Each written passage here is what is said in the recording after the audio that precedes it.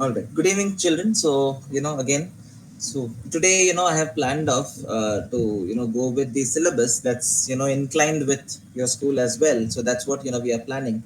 So we'll go with the chapter units and measurements. So, which is in line with the school curriculum. So we'll start off with this. So quite an interesting chapter and things, are at ease here. So we'll brush up the basics and then we'll look in, jump into different questions from the examination point of view. All right. So first we look at the basic aspects of this chapter. First and foremost is units, right? So what do you understand by a unit? Why do we require a unit in the first place? Anybody? You can just open up. So it's an open discussion. So what is meant by a unit and why do we need it? Yes, I saw Tejaswini was there on board, and some old kids are also there. Yeah, if you can, open up, it would be great. Basic aspect. You can just give me, a basic aspect of what a unit is all about. Have you heard about this before? So different types of units are there, and why do we require a unit, or what is basically a unit?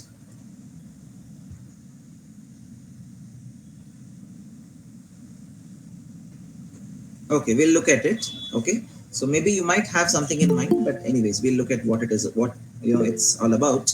Okay, yeah, somebody's putting something on chat. Okay, the form of quantity, yes, kind of, yeah, that's right.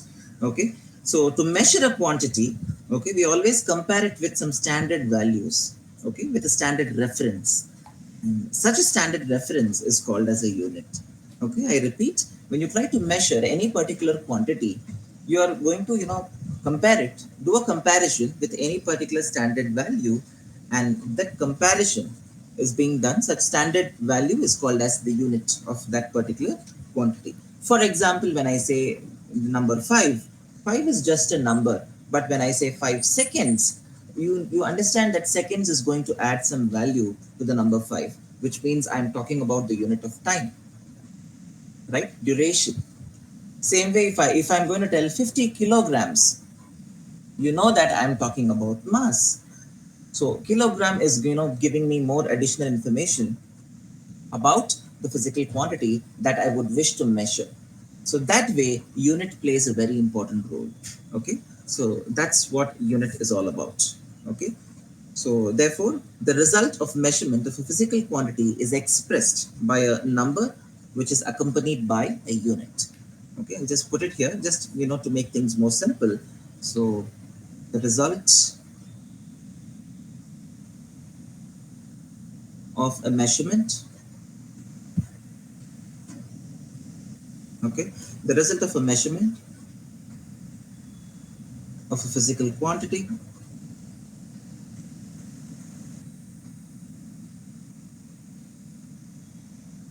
okay, of a physical quantity is expressed, okay, is expressed by a numerical value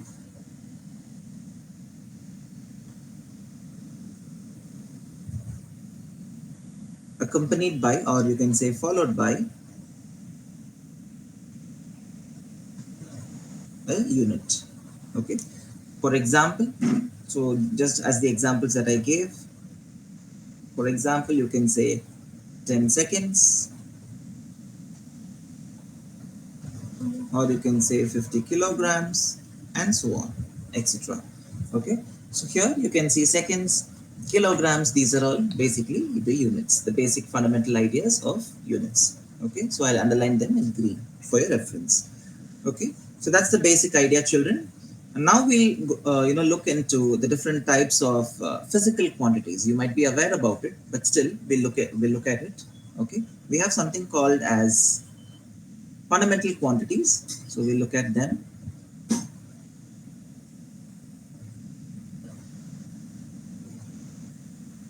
Okay, so these are the basic quantities which are used and to represent different types of physical quantities. So we'll look at it. So first and foremost, we'll jump into it.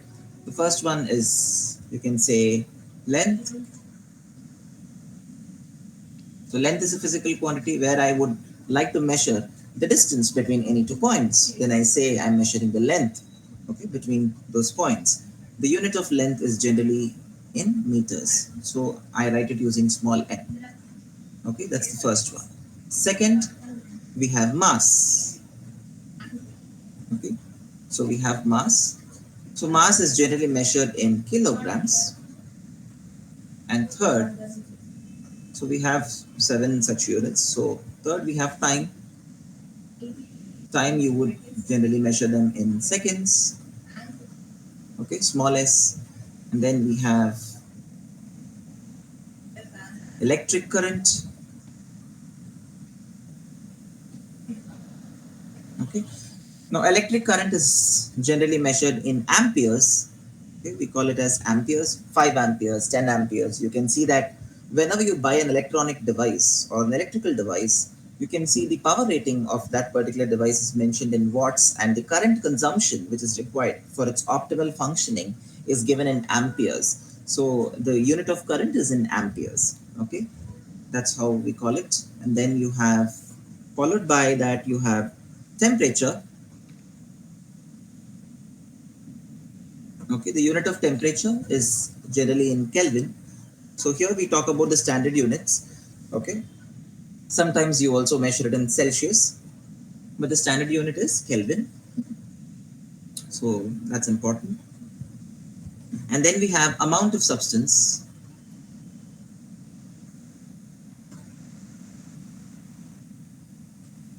Okay, you have amount of substance. The amount of substance is basically expressed in terms of moles. Okay, it is often encountered in chemistry. So you might have learned stoichiometry is a branch in chemistry where you deal with moles and all that. So the amount of substance is in moles. And then we have, last but not the least, we have luminous intensity.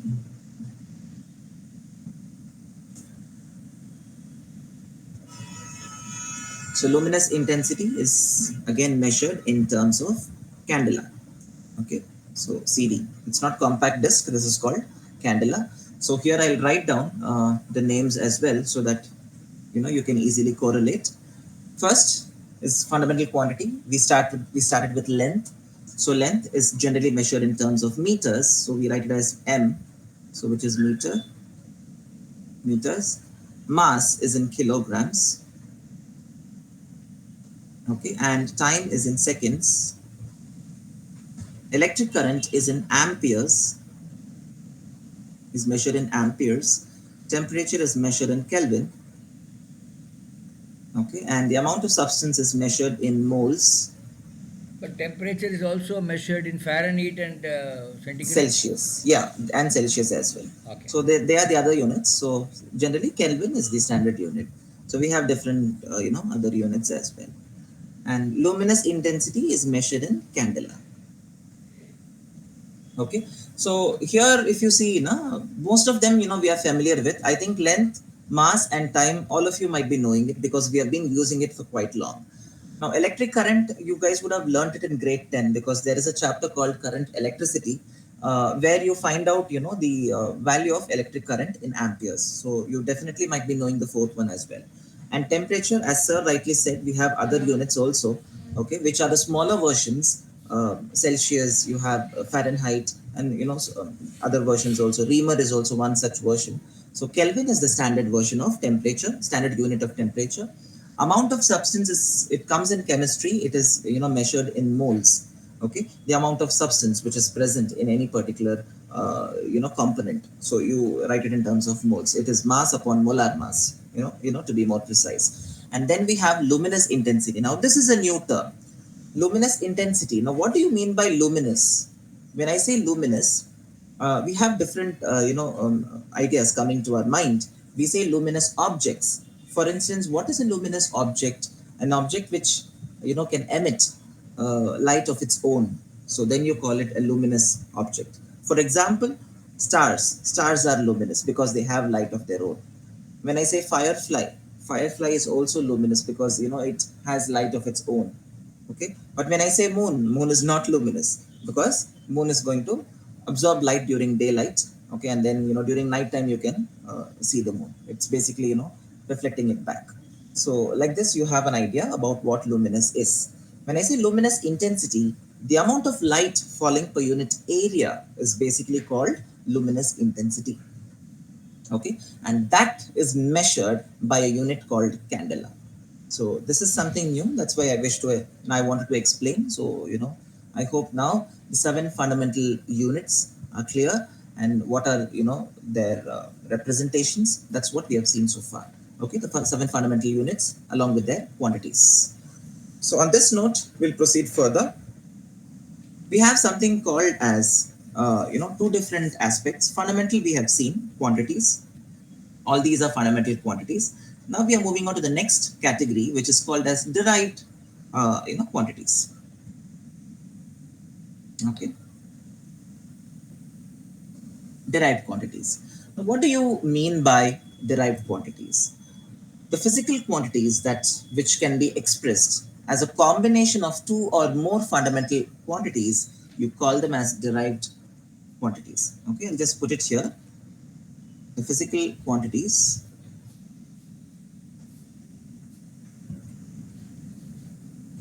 that can be expressed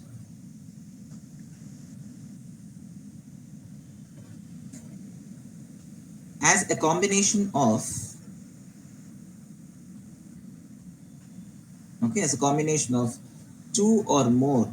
So here you need to understand, minimum you will have to have two. It can be two or more fundamental quantities.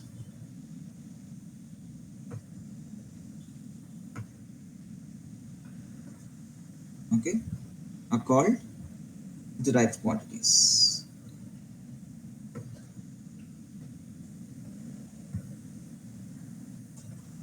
So that's the idea, children.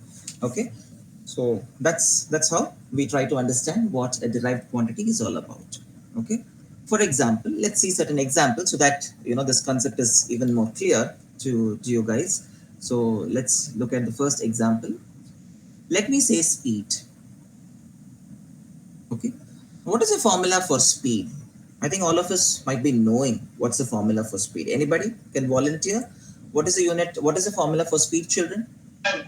Distance by time. Meter per Very, minute. very good. It's distance traveled by an object upon time taken. So we can say speed as distance upon time. Just now we have learned what is the unit of distance. Distance has the unit meters, right? Upon, and time is in the denominator. Time has the unit seconds. I hope you guys agree with me. So what is the unit of speed? You combine both, you will get meters per second. Okay, so this is the unit of speed. Now here, can you see meter belongs to the fundamental unit of length, and second belongs to the fundamental unit of time. So is it a combination of two fundamental units?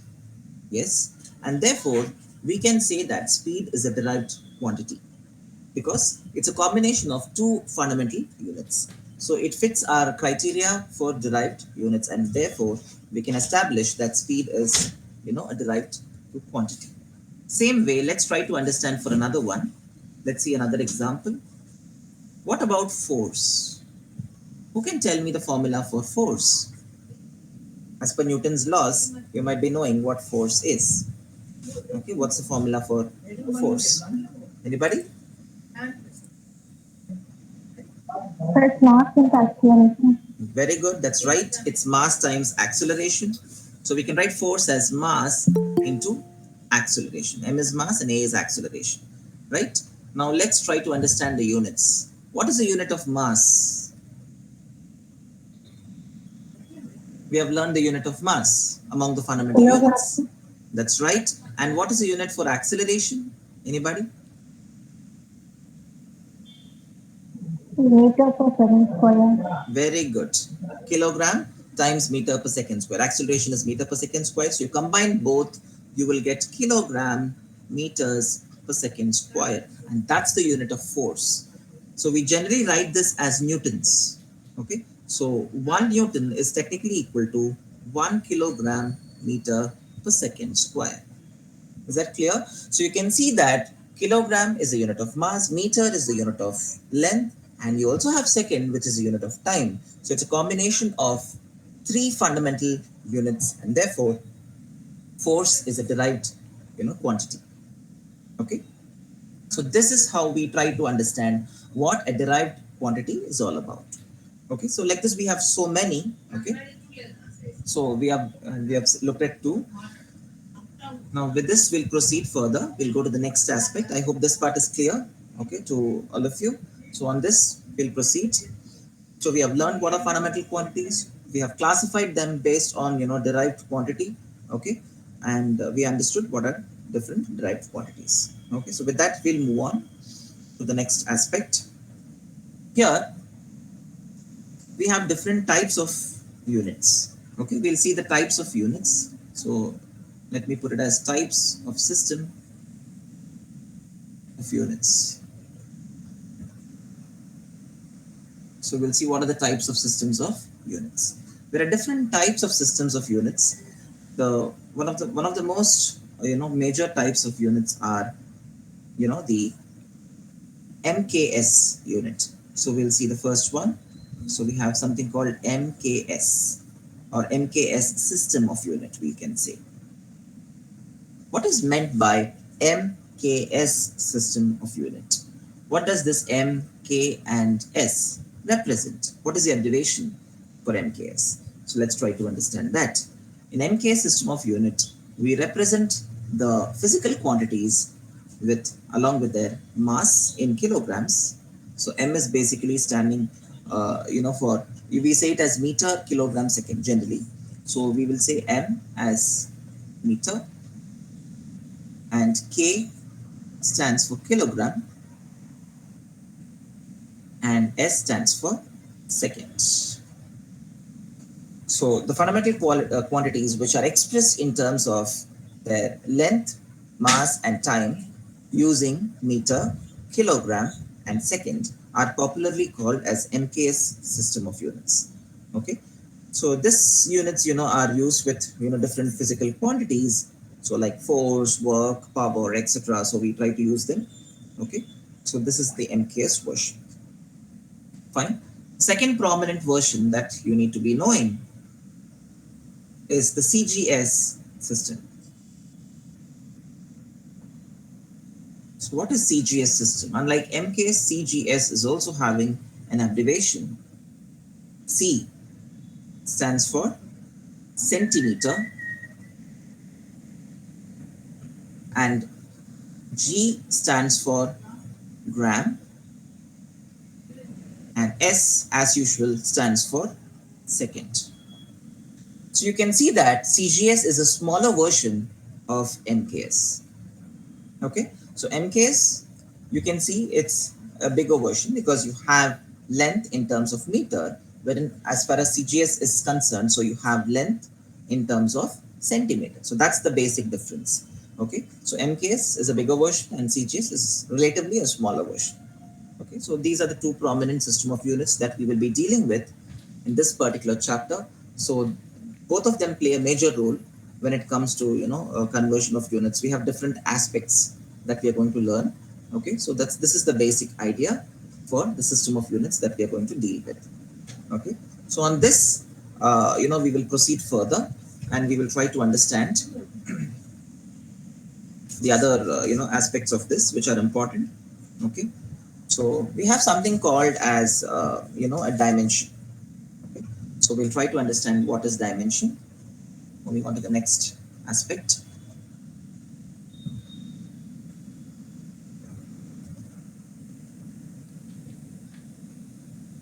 Okay, moving on to this. So we'll try to understand what is dimension.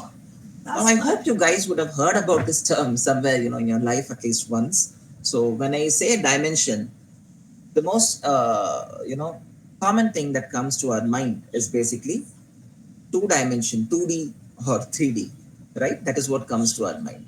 So when I say dimension, it's very similar to that. As far as physical quantities are concerned, what are their dimensions? How to write the dimensions of a physical quantity? Okay, so here the dimensions are basically represented as the powers to which the fundamental units of mass, length, and time are going to be raised. Okay, I repeat, in this aspect, Dimension means we can write it as they are the powers to which, okay, to which the fundamental units of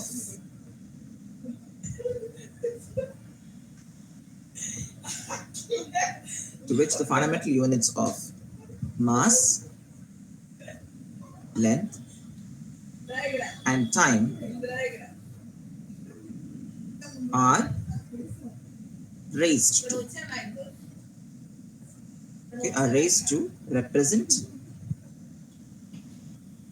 a physical quantity.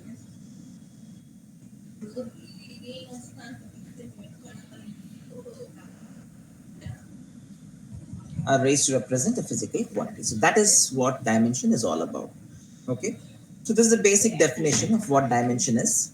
So we'll see when when we try to write for different physical quantities, you will have a greater understanding about what dimension actually is. Okay. So let's look at it. Let's start with simpler ones. Okay. Let's take speed. And most importantly, dimensions we represent using a square bracket. Okay, so there are certain rules and regulations, so we'll be looking at that. First one, let's try to write what is the dimension of speed, dimensional formula for speed. Dimensional formula for speed. Okay, now we know that speed has got the formula distance upon time, right? We all learned that. So we can say S is equal to D upon T. Now, first you will have to convert this in terms of units. So what is distance upon time? What is the unit of distance? It was meters. For time, it was second. And I hope you guys know the unit of speed is meters per second. Now, we are going to write the dimensional formula for speed. So I open the square brackets. You know that here we use mass, length, and time. So I put mass, length, and time. Close the square brackets. Now I'm going to analyze the unit of speed, meters per second. On the numerator, we have meter. Meter is the unit of length. So you definitely have length. So here is where length is there. So we have length. That's fine. Second is the unit of time. And where is it? It is on the denominator. So you bring it to the numerator. So what happens to its power? The power of t would be -1. So I put -1 for t. And do I have mass here in the unit of speed? There is no mass. So I put 0. So the dimensional formula for speed is m to the power 0, L, t to the power -1. This is how you write the dimensional formula for speed. So because m something to the power 0 is 1, further you can simplify this and write it as L t to the power -1. That's it. So this is how you write the dimensional formula. This is how you write the dimensional formula for speed. Okay. This is how you write the dimensional formula for speed, and that's the basic aspect of the dimensional formula. Okay. So now the same way I want you guys to try for different versions. So we have looked at for speed. Okay. So same way, let's try for different physical quantities. Who can tell me for acceleration? Come on. First you will tell me the formula, unit, and then the dimensional formula. Proceed. Go ahead.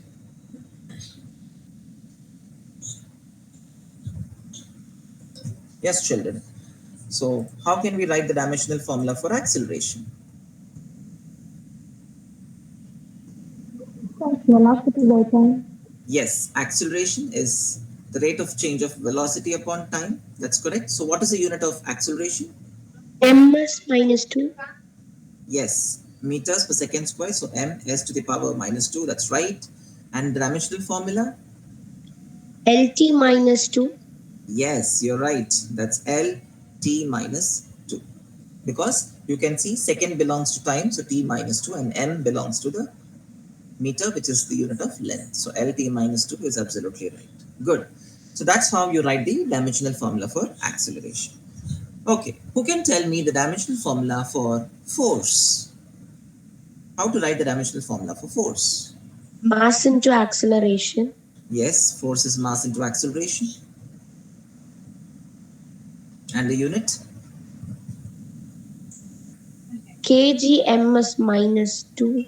Yes, kg, kilograms, meters per second square, so ms minus 2, that's right. And therefore the dimensional formula would be?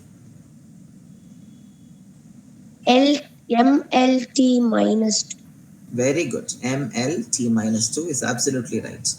Okay, and that's how you write the dimensional formula for force. Great. So now we will, upscale ourselves. We'll go to a higher, version.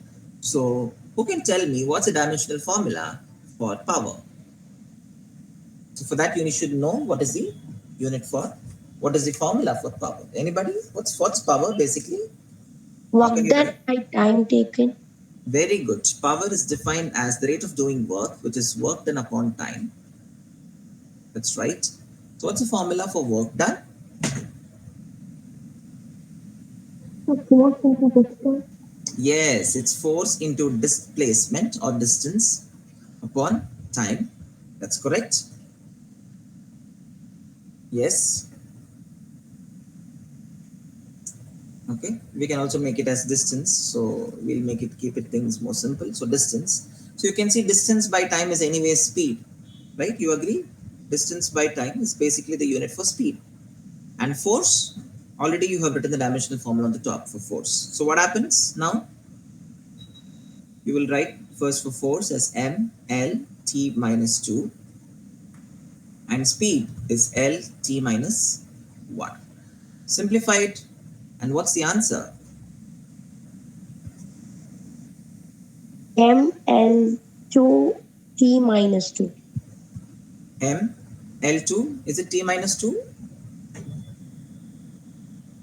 Look at the powers of t. You must be careful. It's T M, minus 3. yes, it's M L squared and t minus 3 because the powers are same.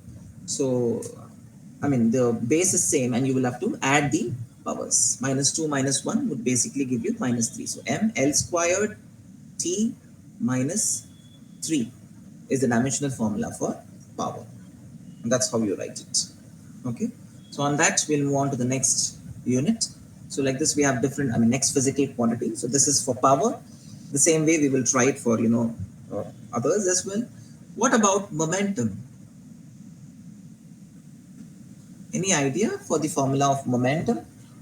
How do we? Mass into velocity. Yes, momentum is expressed as the product of mass times velocity. So what will be its unit? kg meter minus 3. Meter minus 3. Oh no, it's not meter minus 3. It is kilograms meters per second. So s to the power minus 1 will come. Okay, kilograms meters per second. Yeah. And what about its dimensional formula? So you need to write for kilograms, you can just put m, meter, it is length, and second you can see is in the denominator. You bring it up. So it's t to the power minus 1. And that's the dimensional formula for momentum. Okay, simple. So that's how you do it, children. And who can tell me what is the unit for energy?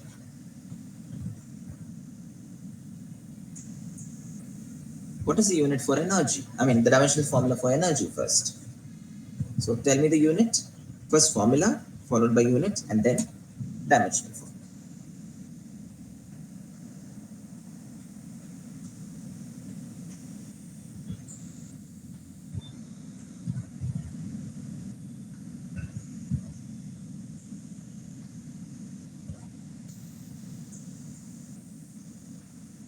Yes? Any idea, children, for energy? You have different formulas for energy. You have kinetic energy, you have potential energy. You can take any one example. Okay?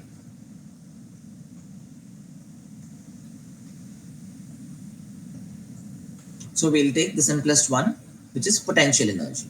Okay? So what's the formula for potential energy? One type of energy we will take. Okay, and then we will try to analyze it. So potential energy, I hope you guys know what's the formula for potential energy. It is expressed as the product of mass, acceleration due to gravity, and height. So this is the formula for potential energy. And now we need to find out what is its units. So mass has got the unit kilogram, acceleration due to gravity, and what is the unit for it? It is meters per second squared, and finally height is again in terms of meter.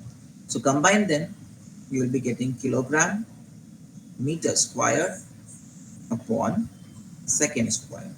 And what would be its dimension now? So the dimensional formula would be kilogram is for mass, length.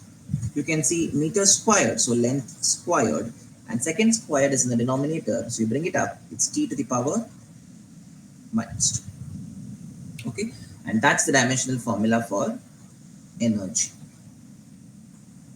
Okay, is that clear, children? So that's how you find out the dimensional formulas. Okay, so on that note, we'll proceed further. There is another way also of finding this out. Okay, there is another relationship for energy, general formula. So energy can also be expressed as power into time.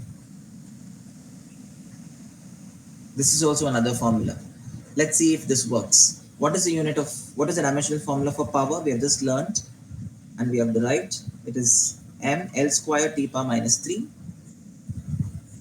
So m L squared t power minus 3 times into time. Time will only have t. Now what happens, children, if you simplify this? You will get m L squared t power minus 3 times t would give you t power minus 2, because minus 3 plus 1 is minus 2. See, don't you think it is same as for potential energy that we derived? So generally speaking, energy will have the dimensional formula m L squared t power minus 2. Whether it's the general formula, if it's potential energy, kinetic energy, you know, gravitational energy, any energy you want to find the dimensional formula for, it will be same, it will be constant. Okay, so that's how you find out the dimensional formula for energy. Okay, so now I hope you guys are aware about how to write the dimensional formulas for any physical quantity that is given. For that, you have to have an idea about its formula first. If you know its formula, from that you can identify the unit, and then from the unit you can predict what the dimensional formula is. So it's actually a step-by-step process. So physical quantity first. See, these are the steps to predict the dimensional formula. From physical quantity, you will interpret its formula. From the formula, you will identify its unit, and then you will convert the unit to the dimensional formula.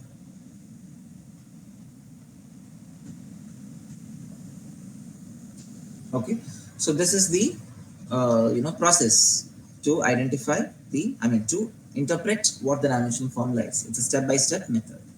Okay, so just like a process or a flow, I've given you. So with that, we'll move on to the next aspect. Okay, the next aspect we have the applications of dimensional formula. I mean dimensions, you can say, in general. Okay, so we'll say dimensional analysis.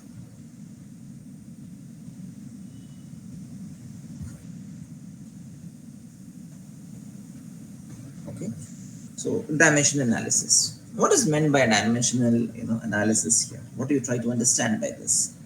So by using the dimensional formula that we have learned for any particular physical quantity, this dimensional analysis is basically a technique which is used, to convert one particular unit from one system, one particular physical quantity, from one system of units to another system of unit.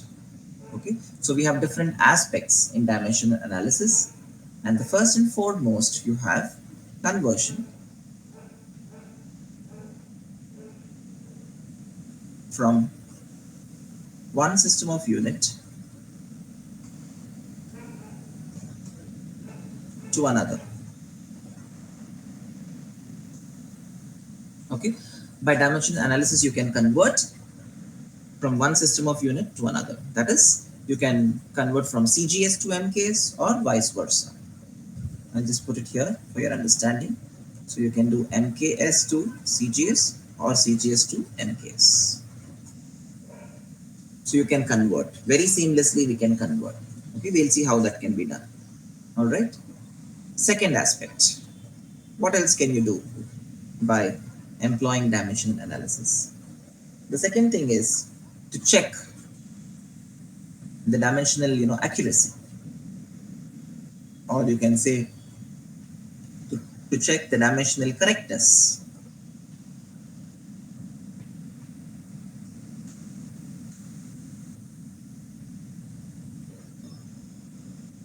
of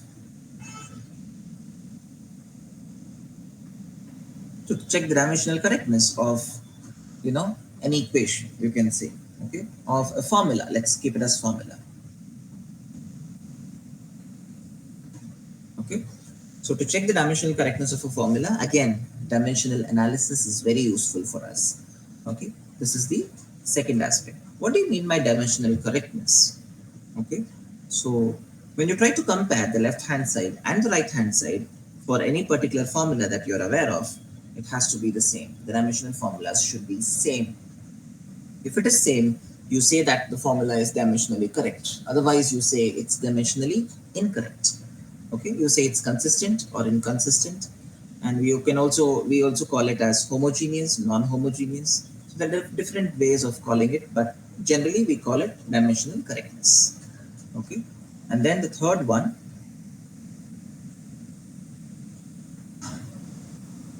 to deduce relationship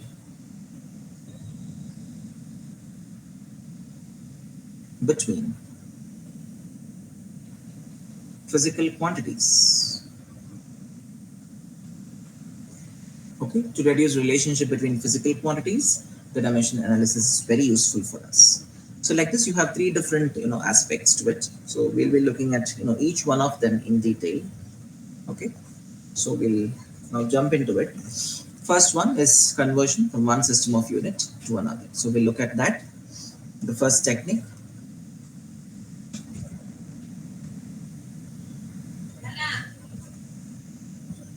So conversion of one system of unit. Conversion of one system of unit to another.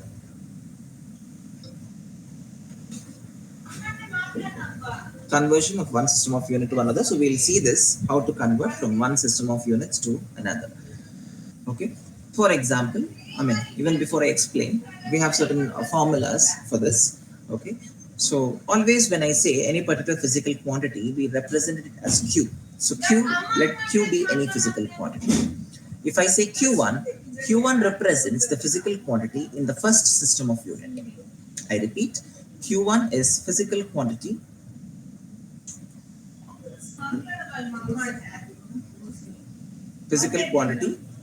in the first system of unit. So that is Q1. Now the formula for Q1, we have a general representation. Okay, so Q is represented as N into U. What is N? N is basically the numerical value, okay, and U is the unit, and Q is the physical quantity. Okay, for example, if I say force is equal to 30 newtons, I hope you can now easily correlate. What is F? F is the physical quantity of force. So F is what Q represents.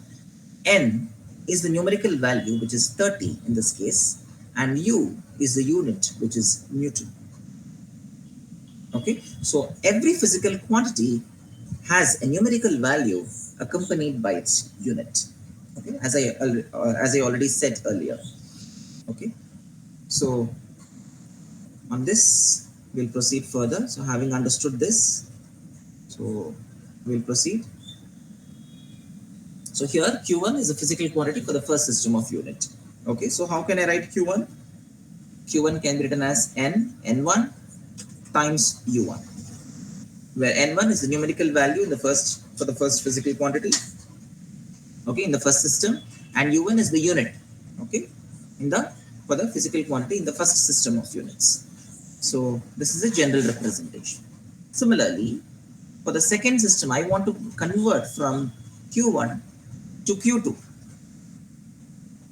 Okay, so q2 has got the formula n2 times u2, where q2 is the second is the physical quantity, in the second system of unit, which I would like to convert for. So always remember, the suffix 1 represents the first system of unit, the first system, and 2 is the second system. Okay, so if you want to convert from 1 to 2, so q2 is the second, it is the same physical quantity, but you would like to convert in the second system of units. So that's the meaning. Okay, so that is something that you guys should understand. So here we try to equate both of them. That is, I want to find out q1 in terms of q2. That is in terms of the second system of unit. So what I will generally do, so I can say n1 times u1 is equal to n2 times u2. So this is what I'm doing. I'm trying to equate them. Okay. Upon doing so, now I wish to find out what is n2, because I'm converting from first system to the second system. So make n2 the subject, and what happens? Go for a rearrangement. So n2 equals n1 times u1 upon u2. Simple. So I just made n2 the subject and went for a simple rearrangement. Okay, you get n1 times u1 upon u2. Now what is u1? u1 is the unit, basically the dimensional formula in the first system of units. So you can say u1 is equal to m1 times l1 times t1. Okay, so you have, and the powers also I will keep it because the dimensions has the powers. So m1 to the power a, l1 to the power b, and t1 to the power c. So we can keep it like that. Similarly, u2 is the second, the unit in the second system of units. So the second physical quantity in the next unit I would like to convert. So I will keep this u2 as m2 to the power a, l2 to the power b, and t2 to the power c. So that's how we are expressing them, okay, in terms of the dimensions. So if I'm going to go and incorporate these in the previous expression, what happens? I can write n2 is equal to n1 times, in the place of u1, I have to substitute this. In the place of u2, I'll substitute the second one. So substituting and simplifying, I will be getting n1 times. I'm opening the brackets, taking common terms. So I can write m1 upon m2 whole to the power a times l1 upon l2 whole to the power b times t1 upon t2 whole to the power c. This is what I get. Okay.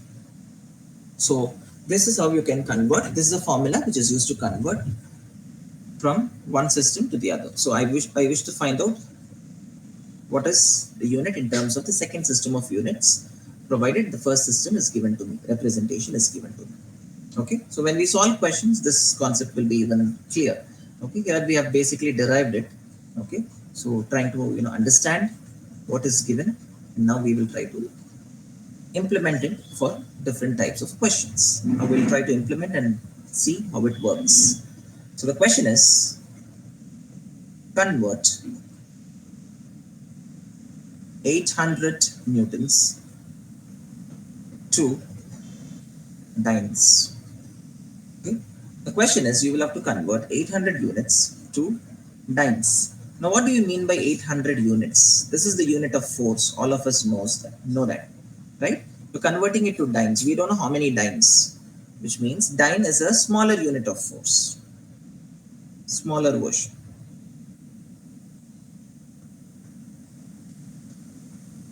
Okay, so how can you express this? Let us see.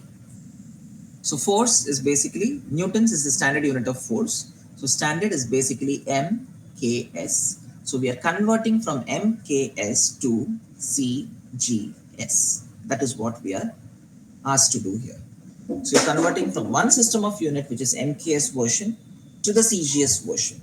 That is from meter kilogram second, we are converting to centimeter gram second. That is what we are doing.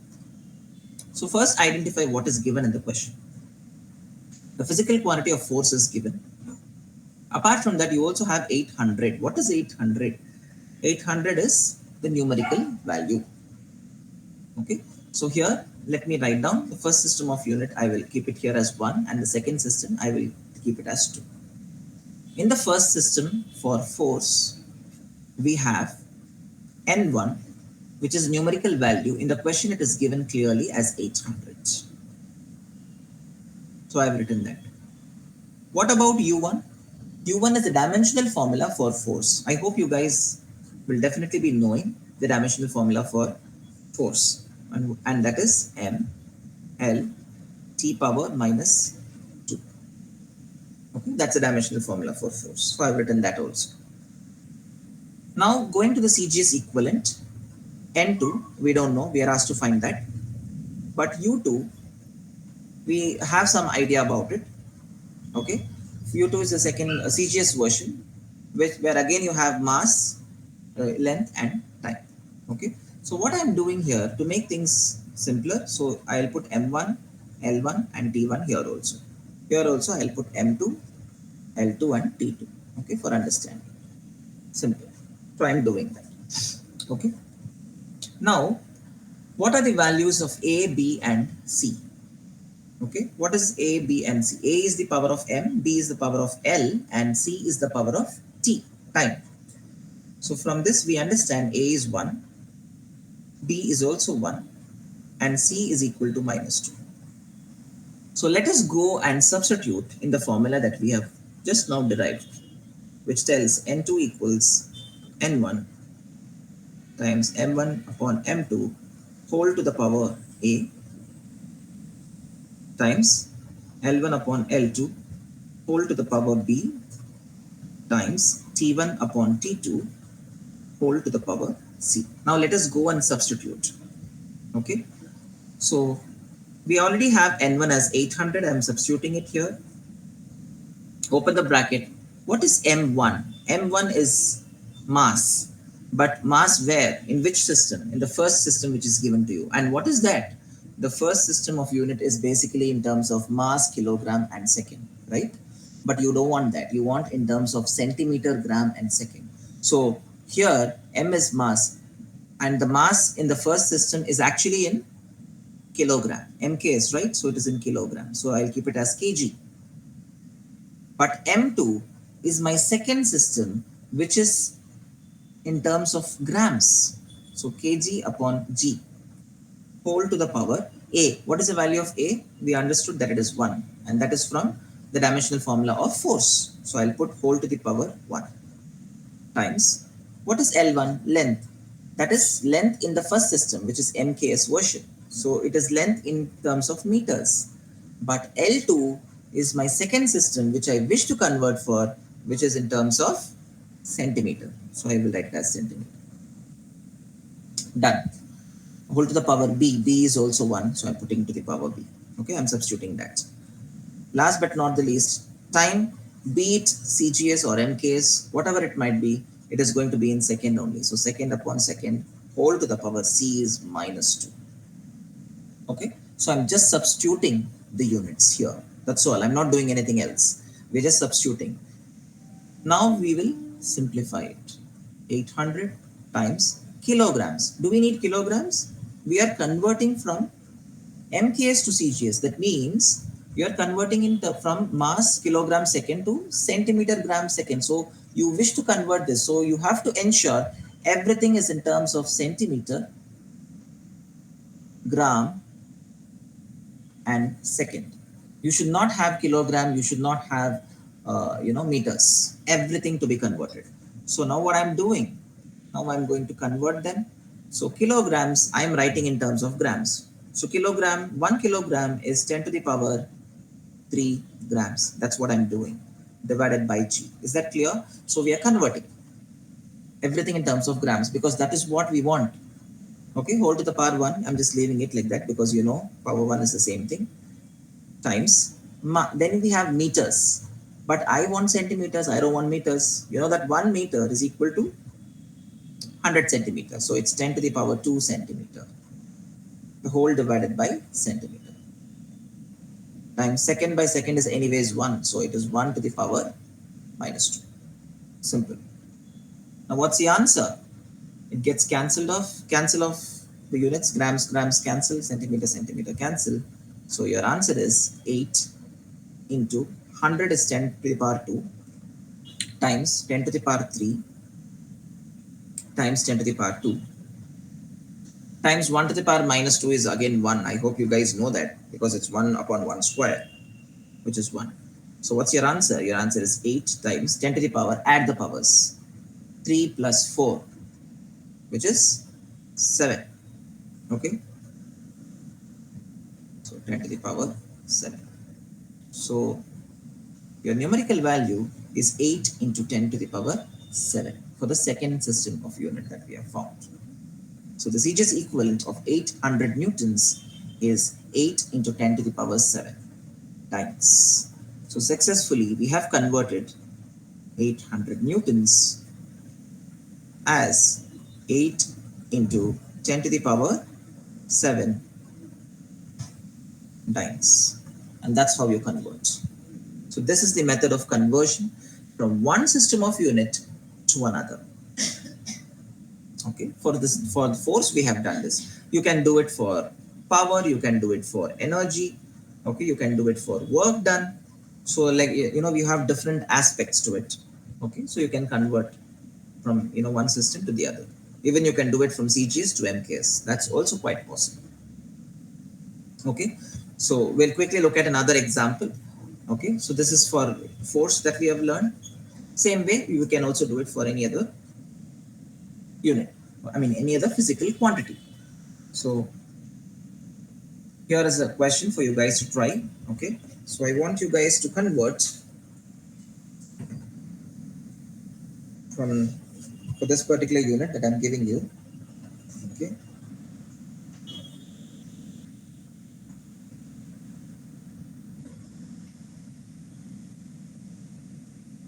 yeah, here comes the question. I'll just give you the question itself so you can try this out. So here's the first question. I'm just writing it here.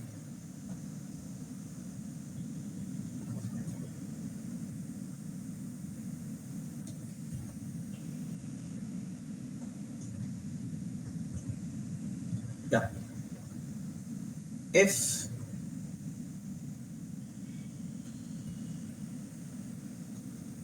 the MKS equivalent of energy is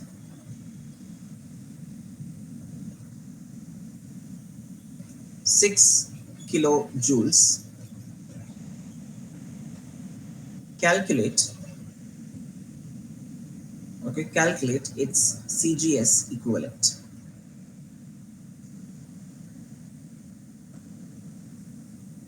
Calculate its CGS equivalent in terms of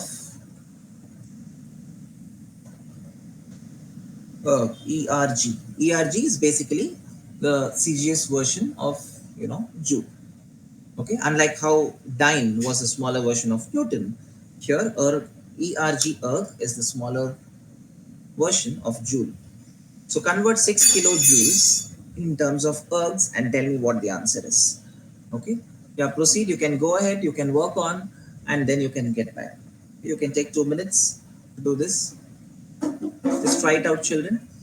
You will make use of the formula that just that I taught a few moments ago, which is N2 equals N1 times M1 upon M2 whole to the power A times T1 upon T2. Okay, I mean you can put L1 upon L2 before that.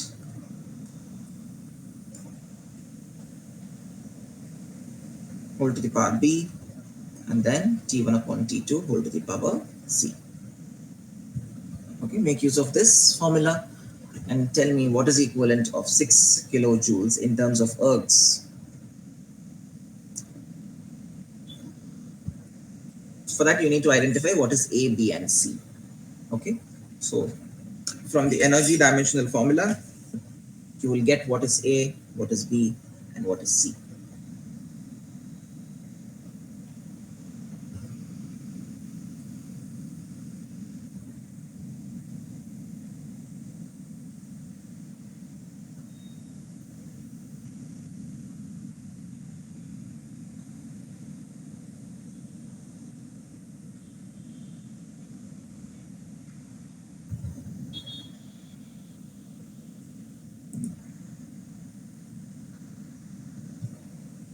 So you can refer back also if you want. I'll scroll. You can check for energy. Here we have. So A is the power of m. So you can see A is 1 and B is 2. C is minus 2. Okay. So that's the values that you need to substitute. A1, B2, C minus 2.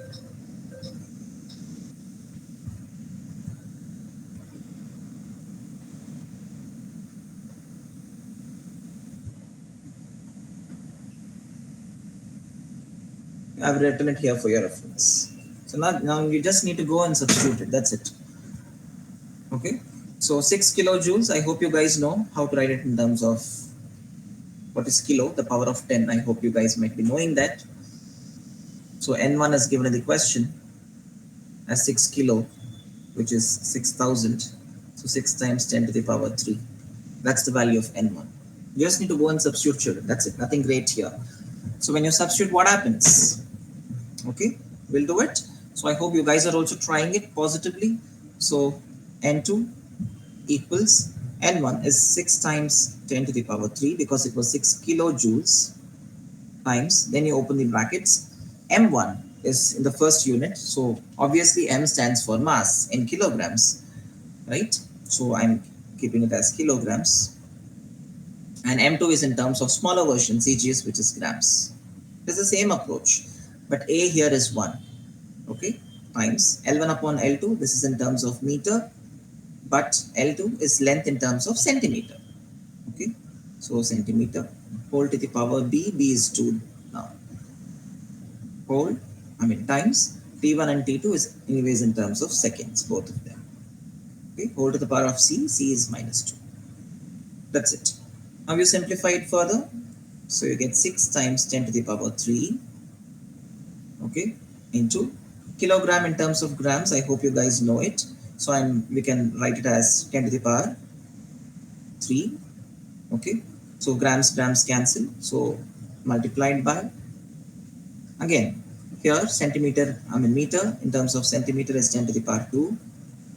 But you have whole to the power 2, not to forget that.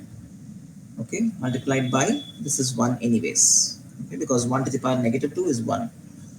So what's your answer? It's 6 times 10 to the power. You need to add all the powers because the bases are same. So it's 4 plus 6. And how much is that? Just 6 times 10 to the power 10. You can write erg also here because we are finding the numerical value. I'm not just writing that. So you can say N2. So numerical value for N2 is 6 times 10 to the power 10. Okay. So 6 kilojoules is technically equal to 6 kilojoules is equal to 6 times 10 to the power 10 ergs. Okay, ERG. And that's how you go for the conversion. So here you can see the factor of the power of 10. The power of 10 is basically the factor of conversion. Okay, so that's the idea. So you need to understand that. So here you have 6k, which is 6,000. Here also you extract 6,000. So how can I write 6 into 10 power 10 in terms of 6,000? So first write 6,000 into, so just 3 zeros are the difference, right? So 10 minus 3, which will give you 10 to the power 7. So here, now I hope you guys get the conversion factor. 6,000 joules is equal to 6,000 times 10 to the power 7 erg. Both the sides you have 6,000. So technically I can cancel them out. So how much is 1 joule in terms of erg? So 1 joule equals 10 to the power 7 erg. And that's your conversion. Okay, this is the conversion factor. You can beautifully convert and you can identify what is the factor of conversion. So to convert joule to ergs, you just need to multiply it by a factor of 10 to the power 7. That's what we need to do. Okay, and that's how you identify the conversion factors as well. Okay, so this is an important aspect, conversion from one system of units to another. Okay, so I have worked out two such questions. Okay, so we have looked at one question for force, another question for in terms of energy. So this is question number 2. Okay, so we have looked at two aspects, and now we will look at the other practice questions. So I'll give you a question based on the Neet model for this. So here comes the question. You can just try this out and then we can discuss it further. So here comes the question.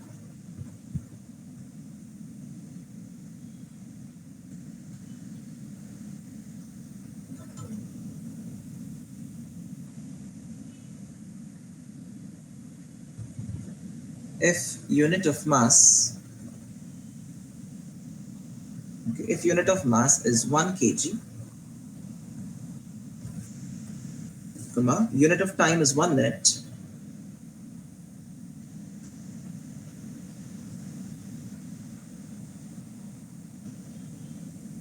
and unit of acceleration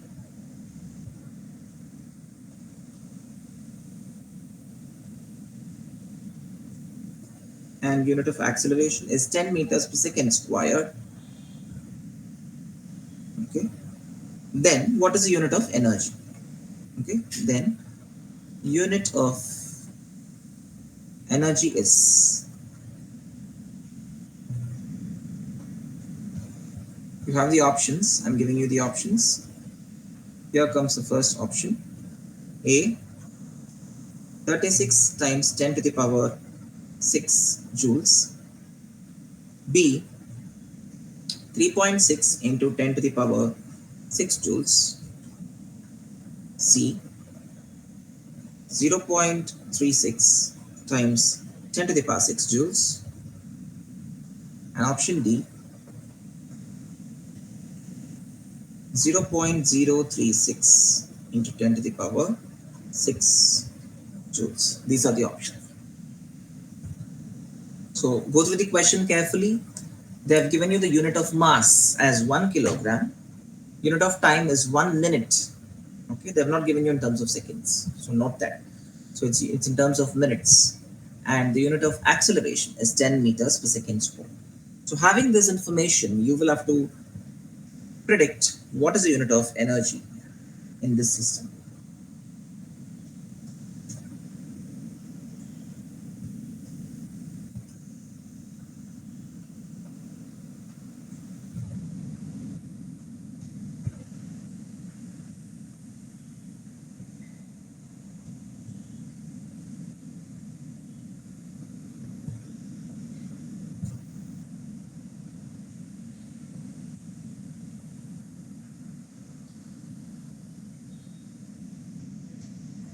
So again, you will have to make use of the formula for energy. That's it.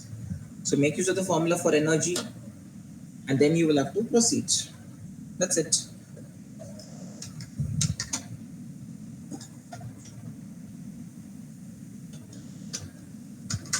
Who can tell me the formula for energy?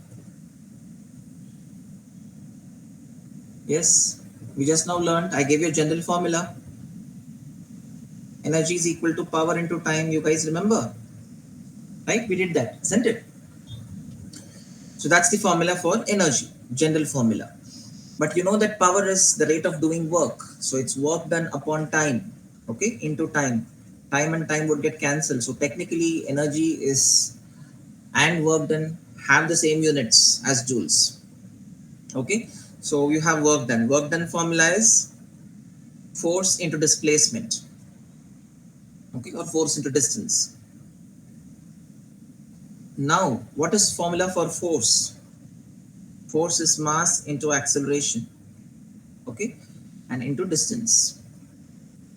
MAD, mad. So this is what you get. Okay, they have given you mass. Mass is in terms of 1 kilogram. Okay, so that is in terms of kilograms. So substitute that. The unit of work done. Work done is basically in terms of joules. I hope you guys know that because same as energy. So this is joules. Okay. So now mass, as per the question, 1 kg into acceleration. Acceleration is in terms of meters per second square, right? So you must be knowing that. So here acceleration 10 meters per second square. So let me substitute 10 meters per second square into distance, right? So what is that? Unit of time is 1 minute. Of distance, if it's not specified, generally we will take it as 1 meter. Okay? Let's take it as 1 meter for simplicity. Now, here second square, you basically see that here second is going to be, what have they mentioned here?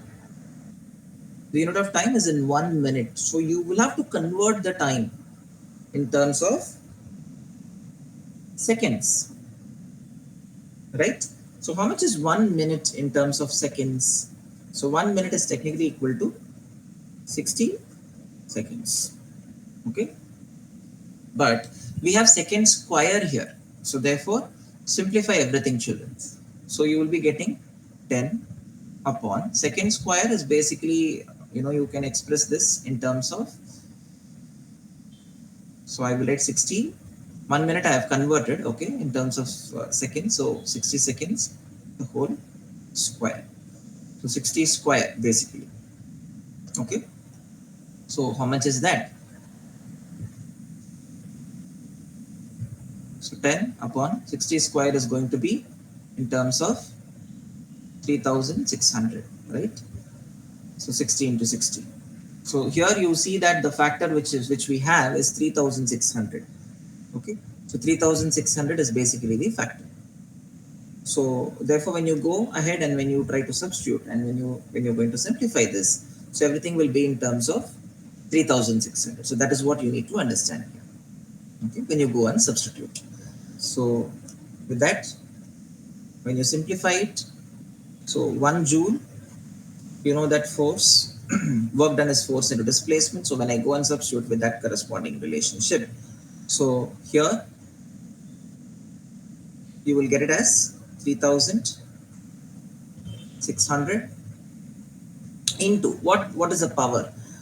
I mean, what is the factor of 10 that appropriately we will use in this particular question? Okay, so the power of 10 in terms of significant figures generally we write. Okay, so already there is a 10, not to forget that.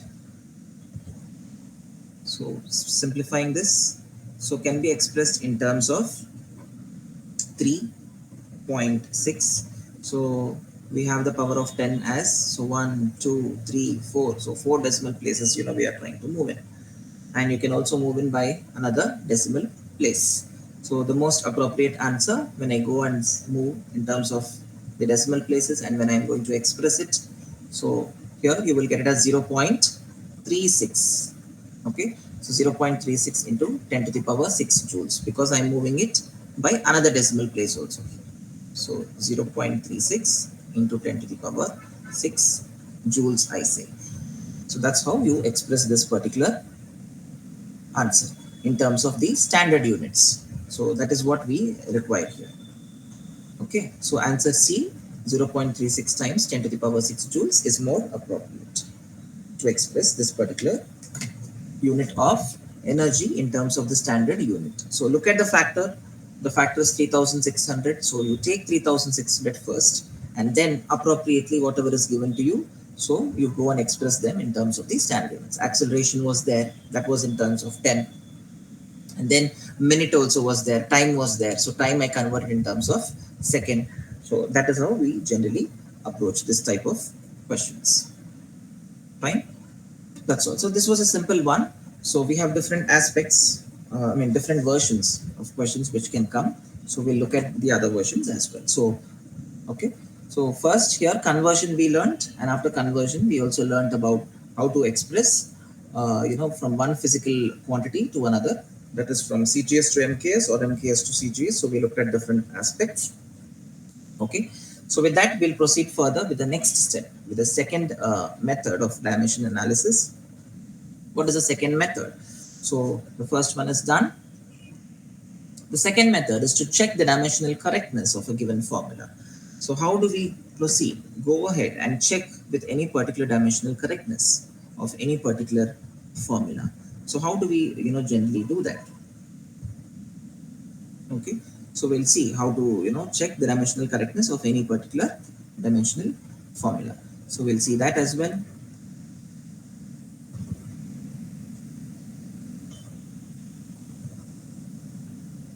Okay, so here 1 joule is 10 to the power 6, 10 to the power 7 ergs. We saw that also is important for the conversion factor. Okay, that is a conversion factor. So now we'll see the dimensional correctness. The second one, second approach.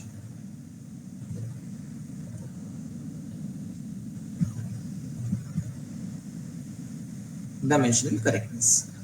Simple. Let's start with a simple example. Okay, force equals mass times acceleration. So let's try to understand if this equation is dimensionally correct. So for that, what do I do?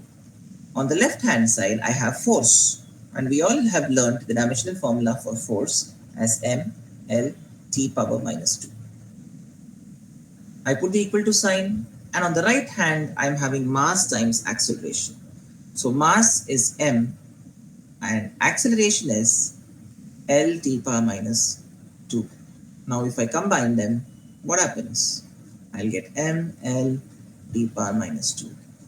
Therefore, you can see LHS is equal to RHS, right? The dimensions are same on both the left hand and the right hand sides.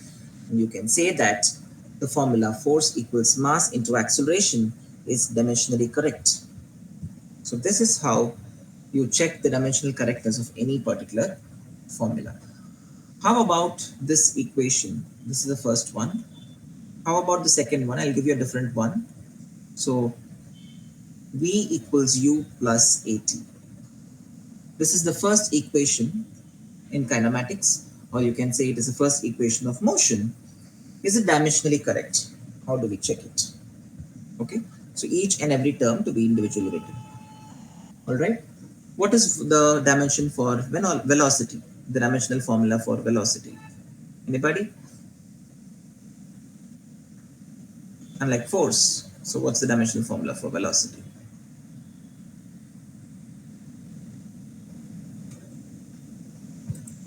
Displacement upon time is the formula, right?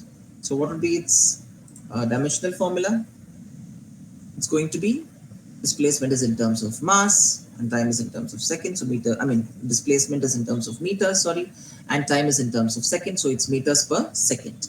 So you can write the dimensional formula as L t power minus 1. That is for velocity. U is initial velocity. Again the same. When I say velocity, it's L t power minus 1. But acceleration is L t power minus 2 meters per second square, right? You remember, and time is again in terms of t. So simplify it, what do you get? You get L t power minus 1 equals L t power minus 1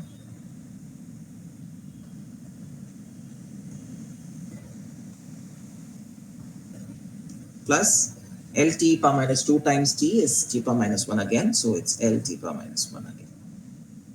So is it same everywhere, each and every term? Can you see the dimension? The dimensional formula is again the same. So we say that this is dimensionally correct, okay, as the previous one, because LHS is equal to RHS. Okay, on both the sides you can see individual terms dimensionally they are correct. So when you have terms which are separated by a plus sign, you'll have to be careful. So individually you try to check them. Okay, we will not add the dimensions here. Fine. So individually if you find it, it's enough. Only if it's a product like this as mass times acceleration, in that case you would multiply them.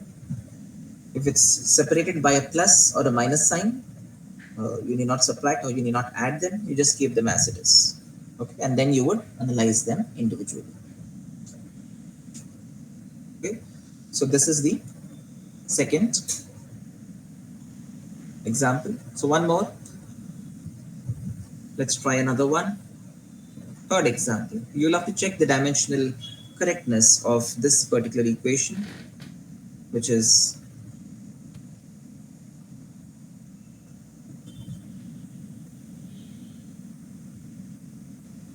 f is equal to g times m m1 m2 upon r square. So you should check the dimensional consistency of this equation. This is the universal law of gravitation, the formula that relates gravitational force between two objects. Here m1 and m2 are the masses, r is the distance, g is basically universal gravitational constant.